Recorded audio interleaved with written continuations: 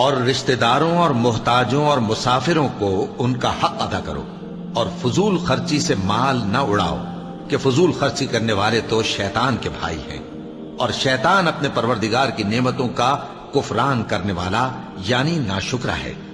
اور اگر تم اپنے پروردگار کی رحمت یعنی فراخ دستی کے انتظار میں جس کی تمہیں امید ہو ان مستحقین کی طرف توجہ نہ کر سکو تو ان سے نرمی سے بات کہہ دیا کرو،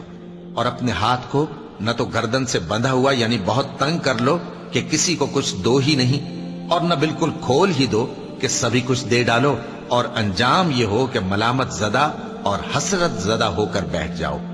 بے شک تمہارا پروردگار جس کی روزی چاہتا ہے فراخ کر دیتا ہے، اور جس کی روزی چاہتا ہے تنگ کر دیتا ہے، وہ اپنے بندوں سے خبردار ہے